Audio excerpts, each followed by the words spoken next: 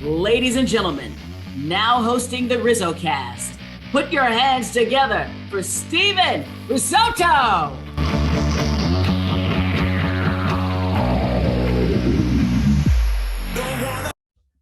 What is happening, everybody, and welcome. This is episode number 111 of RizzoCast. I'm Steven Rissotto, and today we are joined by a beyond special guest. He is a special assistant to baseball operations for the San Francisco Giants.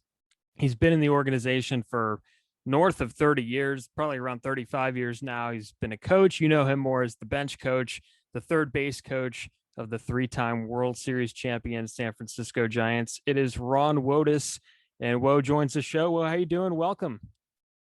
Thanks, Riz. It's good to be with you today.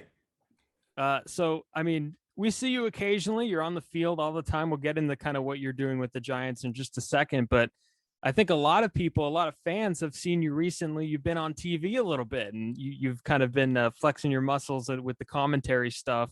So what is that like? I mean, it's kind of something new for you. I know you're not doing every series, every game, but just kind of stepping into new territory. How did that go? Yeah, it's been interesting. It's been a lot of fun. It's a little bit like work for me. I don't want to lose my day job because I love being on the field, working with players and trying to get them better and helping the organization that way. But it's something that I've been asked to do over the years, and I decided to dip my toe in and see if it's something for me or not. So I contracted 12 games this season, and I've done 9 at this point. So I have 3 more coming up with the San Diego Padres when we play them on the road. Yeah, and when I talked to Bill Lasky about doing TV, he mentioned that, you know, when he showed up to his first pre and post game show, they automatically sent him to the makeup room, and he was like, I don't need makeup. I look fine. And I guess it's kind of a reality check. Like, yeah, you're going on TV, you know, you do need makeup. So is that kind of like your experience with it? They pushed you into the makeup chair? Well, I've been fortunate. You know, I didn't need makeup. I don't know why. Maybe they cut the makeup out, but it's been fun. Look, I love baseball. I love talking about baseball. So it gives me an opportunity to do that with another platform. So it's been enjoyable, and we'll see what happens going forward with it. But fortunately for me, the makeup is out. My biggest problem is getting the earpiece in and having all those wires connected to you when you're moving around and finding the right camera, but I'll get the hang of it eventually. Yeah, it's a little bit of a different feel from a fungo, I'd imagine. Yes, So yes, exactly. there you go. And something coming up at the ballpark this weekend, Will Clark is getting his number 22 retired. And of course, it's a big event. He's waited a few years for it. Now it's been delayed from COVID. But Will's kind of in and out. He's been in and out the dugout of, you know, kind of the coaching staff. He's the last few years, I guess, the last decade, he's been kind of a special assistant, and we've seen him. So what are kind of your memories about being around Will, and maybe some memories that you have of maybe him as a player and him as a colleague as well, working with the coaching staff? Well, I first remember Will back years ago when I was playing AAA ball, and I didn't go to Major League camp as a AAA player for the Giants, but I got called over a few games. And you know, Will was always extremely nice, always went out of his way to say hello to everybody. So that's when I first met Will. And then since I've been coaching and Will's been a special assistant, he's been a great ally, a great friend, and a great mentor in a lot of ways. I mean, we get Brandon Belt out there. I'd always invite Will out. I loved it when he was in town years ago, and I still love it. Of course, I'm not in charge of the infield anymore, and he still comes around, but I use Will a lot, and he's very respectful. He's there to help. He's very passionate about baseball. So I consider Will a good friend, and I'm excited about the retirement. This is a big deal. I mean, how many numbers are retired in your lifetime, right? In mine, we saw Bonds have this honor, but Will Clark is going to have this honor, and it's so fitting. You know, one of the great players of the Giant organization. I'm so happy that he's still around.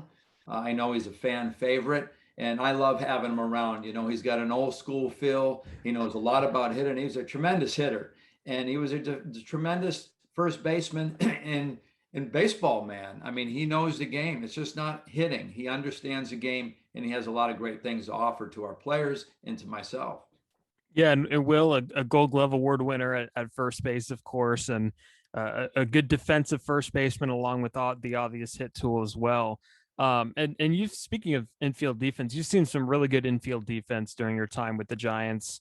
And there's been a little bit of a hiccup this year. We don't have to go too far into that. But at one point, did you start mastering kind of the art of teaching what you learned? Because I know it's really tough. There's so many facets to teaching infield defense. What point did you kind of pick it up and feel like you've mastered it? Well, I really started, back when I was a AAA player, and I kept watching the Greg Lintons and all these guys going to the big leagues, and I was stuck in AAA. I mean, I went to the big leagues as when I was 21 with the Pirates, but then I played, a year and 3/4 with the Giants in AAA.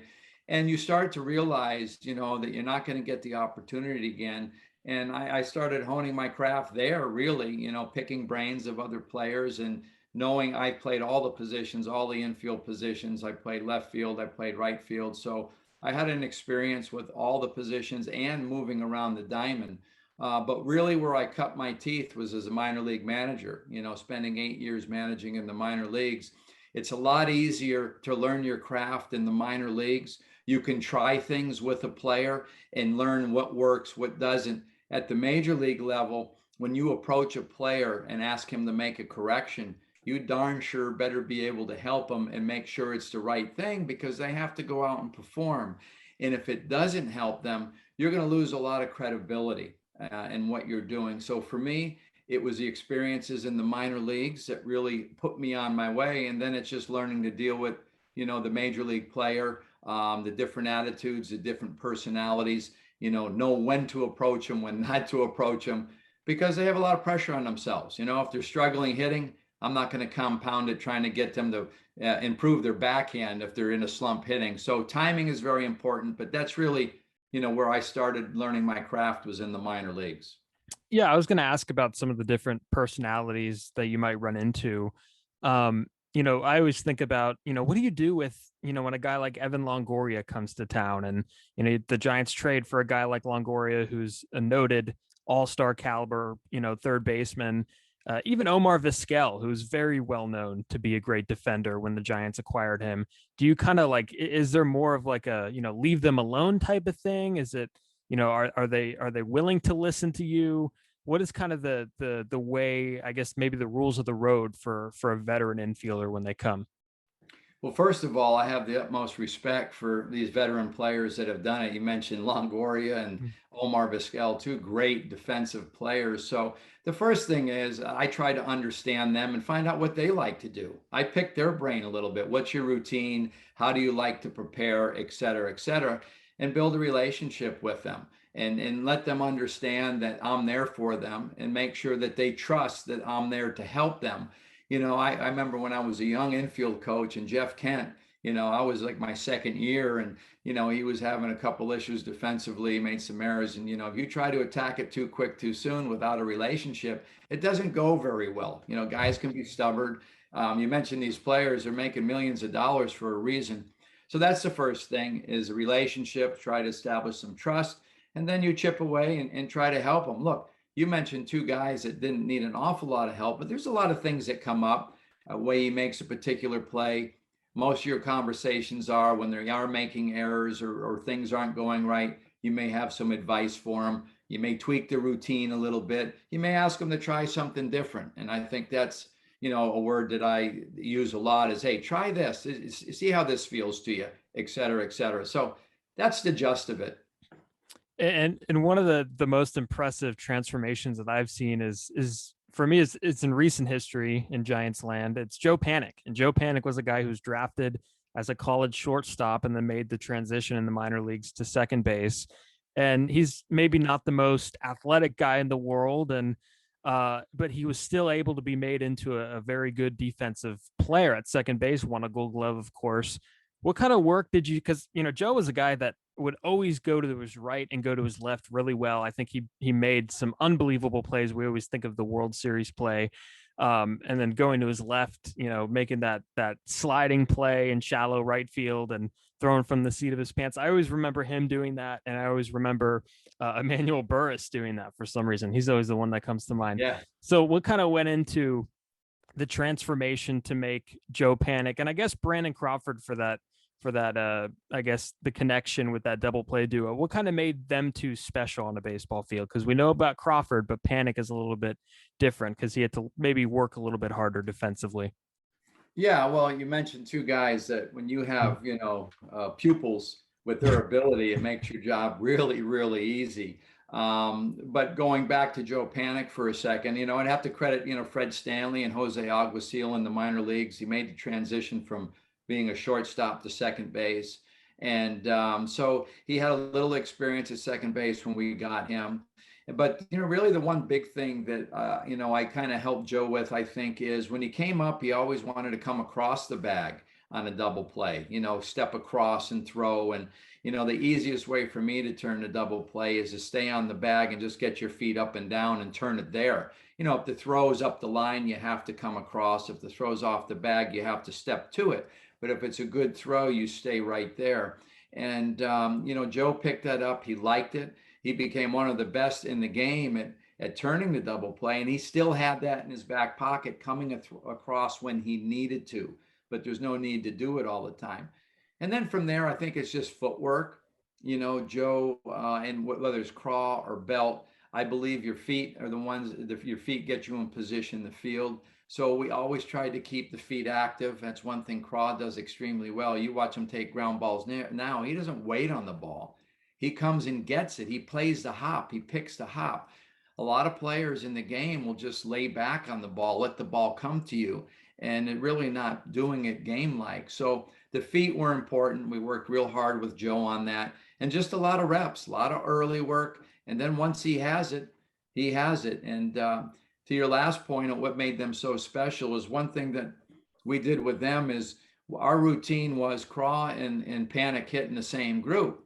And a lot of times these guys don't hit in the same group anymore, but I made sure I talked to the hitting coaches. I wanted them in the same group so they can take their ground balls together. So Panic would take balls, throw the first, Craw would take them, throw the first, and we turn double plays. 10 every day. Craw would throw to Panic, Panic would throw to Craw, and that's how you nurture that awareness and that bond that they have together. And we did that their whole career. And it's something some infield coaches do, but I thought it really benefited us as a unit. And then moving on here, I mean, you not only a bench coach and not only a defensive encyclopedia, but you also got your feet wet with base coaching throughout your career. I mean, you were third base coach early on, and then you finished off as third base coach. When you're looking at an outfielder's arm, because I know that's the first thing they tell you when you get on base as a young player, is check your outfielders. And I'm sure you probably have to do the same thing, but maybe a deeper extent, some pregame stuff that you might have to get into. Because whenever you look at a guy that has a good arm, and, us as fans, we kind of normally go to outfield assists to judge, but I guess outfield assists is kind of an arbitrary number because maybe that's the fault of the base runner per se. So you might have to look at some other different numbers to get the extent of an outfielder's arm. What do you have to dive into to know that information? When I first started, of course, there wasn't a lot of video. I remember being at Candlestick, I coached third my first year, and you're on the VHS tape, but we taped the game of the Dodgers and say we got Mondesi out there, and you're rewinding the tape trying to watch his throws. It's a tedious process. So you really couldn't get a lot of looks on video like you wanted to. Today, you get every look you possibly want. But going back to years ago, it was always the advanced scouts that I trusted. We had advanced scouts in the park. We usually had 2 advanced scouts. And if our advanced scout didn't see the guy make any throws, I would go to our pro scouts that may have seen him, people that I trust. Just if you ask 5 different people their opinion on somebody's arm, might get 5 different answers. So you learn to trust certain people over the years, and that's what you go with. The other thing is we go out and watch infield. As a young third base coach, of course, they don't do that anymore, but I'd watch them throw in pregame. In the big leagues, it's pretty easy because everybody has a reputation. Your advanced scouts usually have seen him at some point in time. But you want to be current because guys are throwing well at some point. Sometimes they have a sore arm. So that's where I like the scouts. Today, it's done on video. They'll give you the StatCast arm strength, which I'm not a fan of because it doesn't really play well in how they're throwing. They may not throw the ball hard all the time. You may see a couple great throws, and you don't know their accuracy. You don't know if the player charges the ball, whether he lays back on it, whether he throws better, with momentum, or if he goes right or left. So it gets pretty involved, Riz. You ask Flannery, you ask Mark Halberg. We spent a lot of time in today's game looking at video and their throws. And of course, I have my own program on my computer that puts their arm strengths in and the notes if they're better left, right, et cetera, et cetera. But you're always watching their throws and seeing where they're at throughout the course of the season. Yeah, and I could see how the exit, or the not exit velocity, but the velocity from the outfield could be a little bit different, especially since a guy could, throw a ball to home plate 98 miles an hour in April, and then come September, he might have, dealt with like a shoulder injury from, the time eclipse. But do you ever feel like a base runner when you're out there, running down the line? I know Flannery used to really run down the line. Maybe you did it just a little bit. Did you ever feel like you were more part of the game outside than maybe inside the dugout? Well, I tried to wear spikes one time like Flan, and I pulled my calf in Pittsburgh. It was raining, so I didn't do that anymore. Flan was notorious for the spikes. I wasn't as animated as him, but to your point, I loved coaching third. I had been a bench coach for 19 years, and talking to Bobby Evans, we made changes on the staff. I told him I'd welcome coaching third base as well. I would be fine with that. It was a nice change for me after 19 years in the dugout, because it is the closest you get to playing the game, is going out and coaching third. You have a direct impact on the decisions in the game, and I thoroughly enjoy the competition of that. So it was like playing, and very, very enjoyable. And you get to really interact with the players on the bases. I never, considered myself a base running coach, but if you're coaching the bases, there's certain things you expect players to do, how they round the base when they come around third, picking up your signals, whether you're going to score them or not. There's secondary leads. If they don't get a good secondary lead at second, I can't score them. So I really enjoyed becoming a base running coach while I was coaching third base and trying to be as good as we possibly could at those items. And did you feel like you were a top notch? Because you got to have a little bit of style when you're relaying signs to the plate. Did you feel like you had a little bit of that? Yeah, I think so. The one thing I tried to do is I talked a lot to Joey Amalfitano. He helped me a ton. Herman Franks, the old manager for the Giants, he told me something when I first got started in 1998. Ron Peronowski brought him over to me, and he told me, he said, "Hey, look, take charge of the position." And that's the one thing that stuck with me.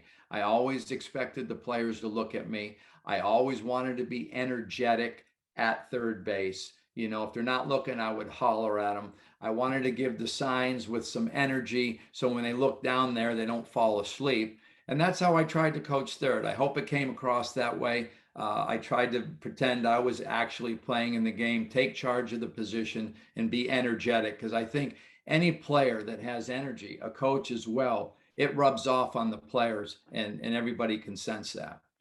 Minus the spikes, right? Minus the spikes. Thank you. I don't have big calves, but they still can be pulled when they're little. In Pittsburgh, nonetheless, and some people in Pittsburgh. So, I mean, that might be a little bit of a gaffe there. But speaking of Pittsburgh, let's get into Ron Wotus, the player, because this is something that maybe we don't really know much about. I guess casual people, maybe Giants fans, don't really know the extent of your playing career, but you were 6 for 12 in the big leagues, and 6 extra base hits too. So I guess that might be one of your claim to fame. So give me a scouting report on a young Ron Wotus in professional baseball. Okay, Riz. Well, I'm going to correct you. I was 6 for 55 with 12 hits and 6 doubles. 6 for 12 and extra base hits. That's what I was. Yeah. Okay, very good. Well, yeah, that was good for me. Honestly, as a player, I was a shortstop. I came up as a shortstop, And things were rolling along pretty good for me. I mean, I got to the big leagues when I was 21 years old, going a level a year, signing out of high school, and I felt good. But then I had arm surgery. I played winter ball, had an injury. It's a long story. I got an injection in my shoulder, ended up, hitting a nerve, and then I tore my labrum and had some other arm problems when I played that following year. So once I had the surgery, I lost the ability to play shortstop. But that was my strength, and play shortstop. I played them all. I played third. I played second. When I was in the big leagues, I played mostly short and second, but I also played first. I played right and left field. One of my biggest supporters was Tommy Sant, who's no longer with us, and he passed last year. He took me to the AA club out of A ball and put me in left field because he believed in me. And I can't tell you how important it is to show confidence in your players and have somebody in your corner, because if it wasn't for him, I probably would have never made it to the big league. So, but anyways, I'm going off track here. Utility infield, line drive hitter, gap power, could bunt, move a runner, get him in from third, and I considered myself a heads up player. Probably what you would expect out of a lot of the coaches in the game today. There you go. And that leads me into my next question, is that there's a lot of coaches that kind of had similar careers to maybe what you experience, because it doesn't seem like there's a lot of coaches that have had a ton of success in the big leagues. Is there anything to that reputation that coaches get, where it's, the thing that you hear often is, good players can't be good coaches a lot of the time. We talked about Barry Bonds, and Barry Bonds, from what I've heard, is an excellent hitting coach, but there was discussion about him in Miami where, maybe the work ethic wasn't there, but that's an example of many. But is there a sentiment there among coaches that, maybe the really great players have trouble kind of teaching certain aspects of the game? I don't know if that's accurate or not. Mm-hmm. I believe, you mentioned Barry Bonds. He has tremendous things to offer to players. And I love talking to him about hitting. Some of the things that I relate to players today is because watching him and the things he talked about. Example, anticipating the pitch in your zone. And this guy walked 200 times and he was always ready to hit the pitch in his zone. So that is something. I look at the concentration that he had. But again, I'm getting off track. I think everybody has something to offer to players. Now, there's another side of coaching, your availability, their long hours. You got to be there before everybody. So it's not like playing. The commitment to the player, you're there to help them, which is a long day, and you have to learn your craft, and be there for the player. So I don't know if that enters into some of these other guys not having the dedication to be the coach that everybody expects. But I think everybody just tries to do your job the best you can. I think longevity is the key. You see some great coaches in the game like Dave McKay. There's a reason he's still coaching first base after this many years, because he's really good at what he does. And I think that's the number one thing. Whether you're a great player or not so great player, having the desire to be a good coach and having a desire to learn your craft and be able to communicate it. See, you can have all the knowledge in the world, but if you can't communicate it to the player and get the player to understand it and make it part of their game, your knowledge is wasted. So I think therein lies a lot of the keys of being a good coach. And you were on the coaching staff of 3 Hall of Fame tier managers with Dusty Baker, Felipe Alou, and Bruce Bochy. Was there any similarities between all 3 of them? Because I know they're a little bit different personalities, and they're all definitely, I think, worthy of Hall of Fame consideration. Is there any similarities between them, though? Because I know they were all 3 different eras of Giants baseball. You're right, Riz. I mean, look, you couldn't get more diverse than those 3 gentlemen, yeah. Really, when you look at it. But there were similarities. And in the first one, it stands out is they're all extremely competitive people. I mean, they wanted to win baseball games. You don't think you get in that position if you're not like that. I mean, they were all business about baseball. And that was, they didn't care about, their own notoriety. They didn't care about any other causes. It was all about winning baseball games, and they were all extremely competitive. And I think that's the one thing that I took away. They did it differently, Dusty, Boch, and Felipe. I think we're talking about those three. We're not talking about Cap right now, but they all did it a little bit different, but they all had that common thread, and that was commitment and competitive. Do you remember the most angry Bruce Bochy ever got at you?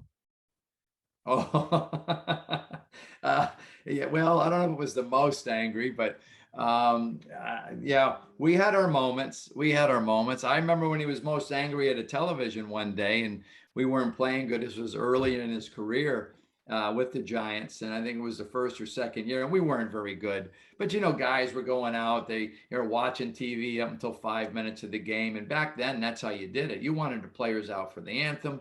You wanted the whole group ready to play 9 innings for 3 hours.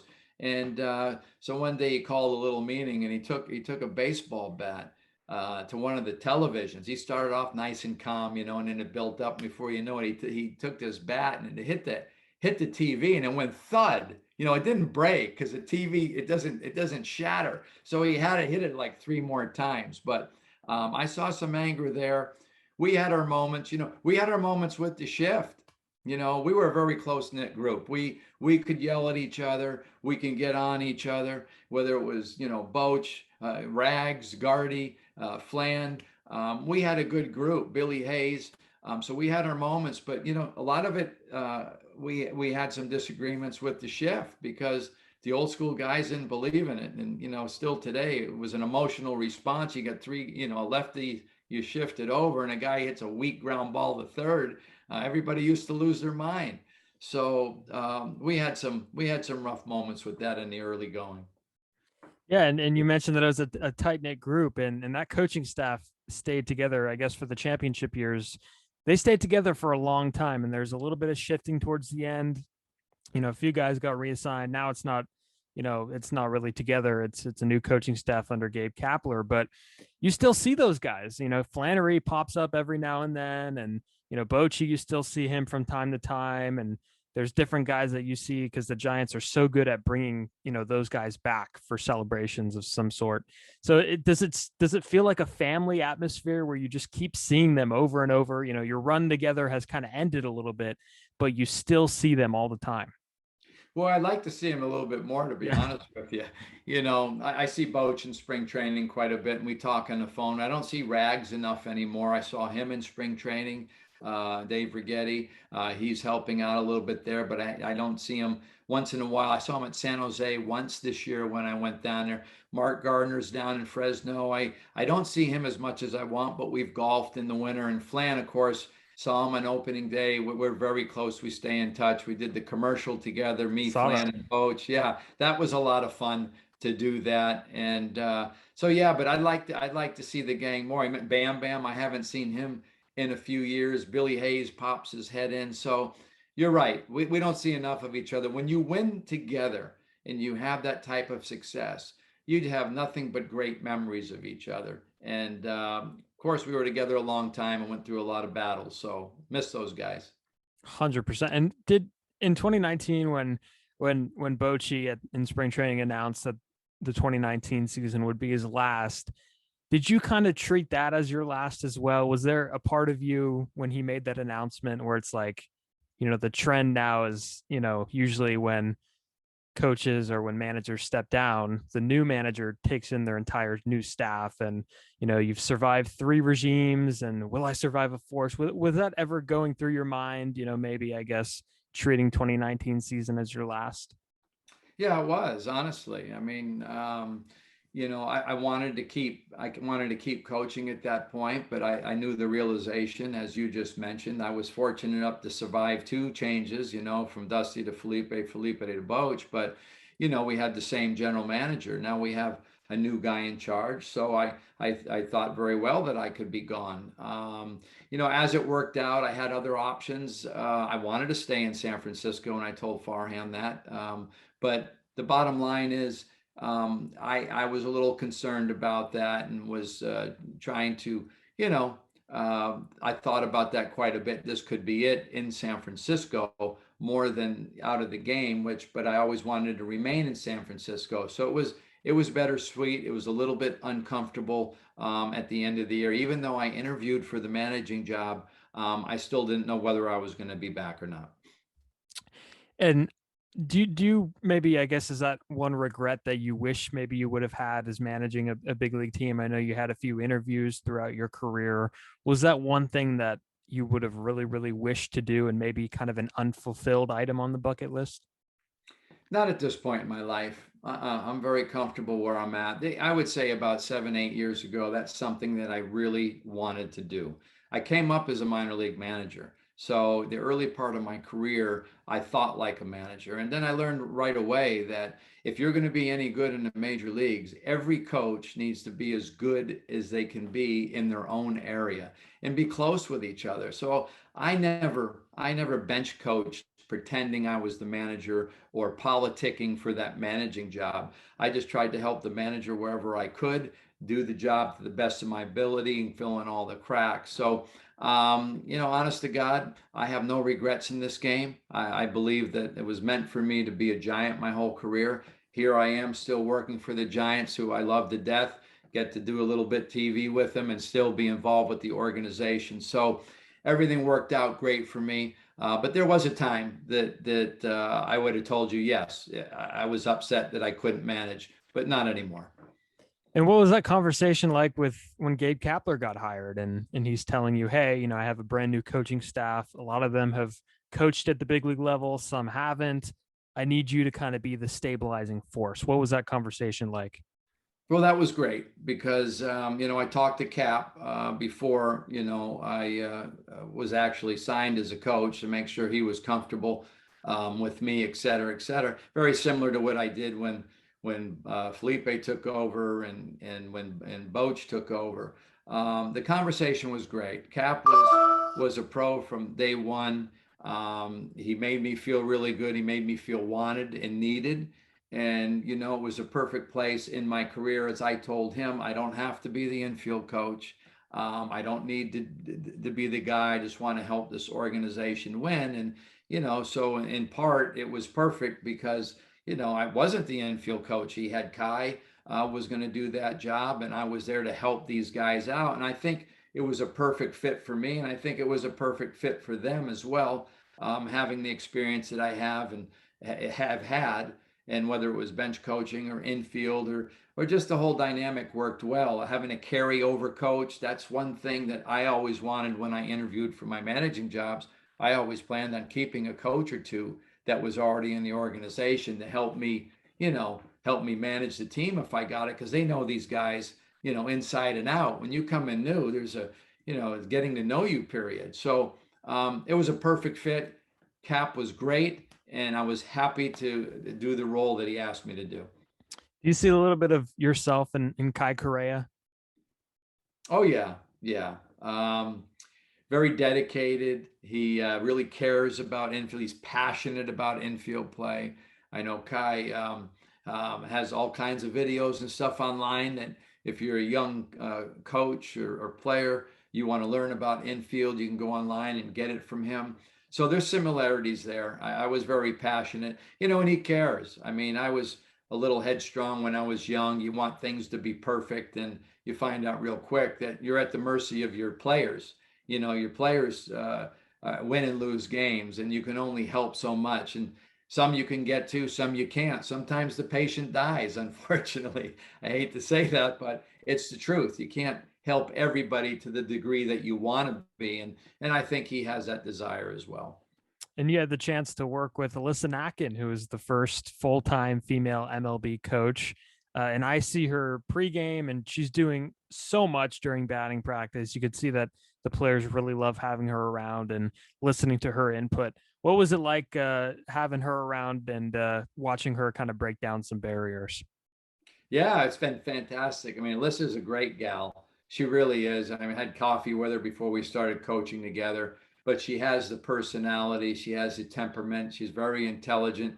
She played softball. So she gets it. And she's been around the Giants for a while. So she understands the San Francisco Giants. So she's been great. Nothing but, praise for Alyssa. We have a great relationship. She makes me smile. I try to make her laugh all the time, and I enjoy that part of it. That's been fun, just not with her, but with all the coaches, is to try to be a little bit of a life coach and make everybody smile and laugh, because this game can be tough when you're not winning baseball games. You're going to take it home with you, and so I choose to go that route now in my work. Finally, you're still kind of around the team right now. I see you hitting fungos all the time. I'll introduce myself the next time I see you. Okay, You're still around the club, and I sit on the other side of the press box, but I see you in there too. So what are you up to these days? I know you're traveling a bunch. Tell me about this new gig with the Giants as special assistant to baseball operations. Well, what we came up with is I'm at the majority of home games in uniform. I can't stay in the dugout, obviously. I watch them out of uniform, but I'm helping out. I'm still helping the infield guys. I'm still there with the coaches, giving my opinions, talking to them. I'm not there full time, but I'm there at most of the home games. Continuing relationships with the players. I mean, look, I know a lot of these guys. There's some guys I'm very close with on this team.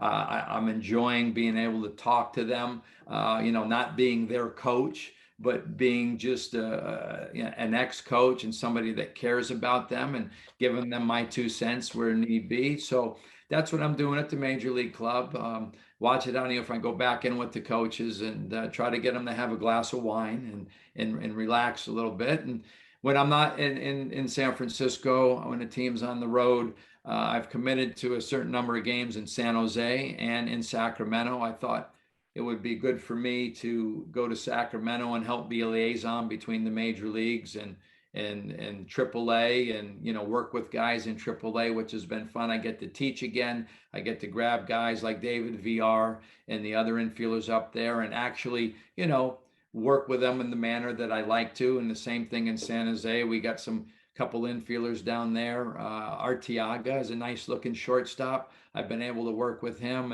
and give him some advice. So that's the majority of it. And then I try to take some time off. As my wife Lori said, I went from working all the time to working full time with overtime. And that's about right. So I'm staying busy, that's for sure. But I love working with players. Your adrenaline level probably goes through the roof when the beer batter steps up in San Jose. I mean, it's the biggest thrill. It really is. I think that's one of the best promotions, and that's the cool thing about minor league baseball. So I'm glad that you're able to do that, and you're able to. I hear you all the time still with Marty Lurie. That's kind of how I grew up listening to your segment with Marty, and it's always a treat listening to the professor as he says it. So, well, thank you. 2 things. It's been great going back to San Jose, and that beer batter is great. It looks like Cousin Eddie. Remember the movie Christmas Vacation? Cousin Eddie. Yeah, of course. Sounds just like him. Here comes the beer batter. He's yelling out, and thoroughly enjoying that. And of course, Marty Lurie. This guy should be in the Hall of Fame, in my opinion. We've had a relationship for a long time. I love his style. I love his knowledge, his history, and it's been real fun being on his radio show, and I owe him a lot for having me on there, and I appreciate you listening to that. Yeah, that's the first time I ever heard the word mosaic. So I was like, mosaic, what is that? And then, of course, Marty Lurie. He's no artist, but he knows what a good mosaic is when he sees one. So that's right. Got to give it to Marty. Anyways, Will, I appreciate you coming on. This was a blast, and definitely more conversations to come. Riz, look forward to meeting you, and thanks for having me. I enjoyed it. Thank you so much. And of course, you guys could follow Mr. Ron Wotus on Twitter. His handle is @RWotus, and go check that out. Go check out the podcast on Twitter and Instagram @RizzoCast, and then go subscribe on YouTube, Spotify, wherever you find your podcasts. We are on. Thank you guys for listening, and have a great day.